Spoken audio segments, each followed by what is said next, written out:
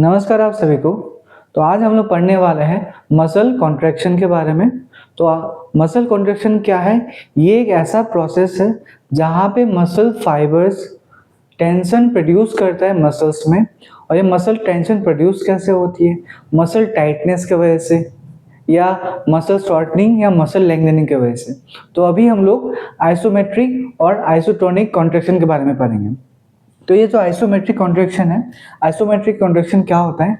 यहाँ पे आइसो का मतलब हो गया सेम, और मेट्रिक का मतलब हो गया मेजरमेंट। मतलब कि यहाँ पे जो मसल में टेंशन प्रोड्यूस हो रही है उसके साथ साथ जो मसल का लेंथ है, यहाँ पे मसल का लेंथ में कोई चेंजेस नहीं होगा। मतलब कि यहाँ पे मसल टेंशन प्रोड्यूस हो रहा है और मसल का जो लेंथ है उसमें कोई चेंजेस नहीं हो रहा है। जैसे कि अगर आप कोई भी हैवी सामान उठाते हैं, ठीक है, सामान उठाने के बाद उसको एक स्टैटिक पोजीशन में होल्ड करके रखते हैं। अगर मान लीजिए आप हाथ से कोई सामान उठाए, उसके बाद एक पोजीशन में लाके उसको स्टैटिक पोजीशन में होल्ड करके रख रहे हैं, यहाँ पे क्या हो रहा है? आपके मसल्स में टेंशन तो प्रोड्यूस हो रहा है, लेकिन उस मसल का जो लेंथ है वो चेंज हो नहीं रहा है। उसको हम लोग बोलेंगे आइसोमेट्रिक कॉन्ट्रैक्शन। उसके बाद आएगा आपका आइसोटोनिक कॉन्ट्रैक्शन। आइसोटोनिक कॉन्ट्रैक्शन में क्या होता है? यहाँ पे आपका मसल टेंशन प्रोड्यूस होती है, उसके साथ आपका मसल का लेंथ जो है, मसल का लेंथ यहाँ पे चेंज होती है। कैसे?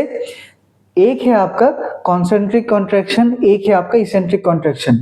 यहाँ पे कॉन्सेंट्रिक और इसेंट्रिक क्या हो गया कि अगर कोई भी आप काम कर रहे हैं तो उसमें एक पार्ट ऑफ द मसल या एक साइड ऑफ द मसल यहाँ पे शॉर्टनिंग होगा, ठीक है, तो उसको हम लोग बोलेंगे कॉन्सेंट्रिक कॉन्ट्रैक्शन। उसके बाद जो दूसरा वाला पार्ट का मसल, दूसरा साइड का जो मसल है, वहां पे इसेंट्रिक कॉन्ट्रैक्शन होगा। मतलब वहां के मसल जो कॉन्ट्रैक्शन हो रहा है वो लेंथनिंग हो रहा है।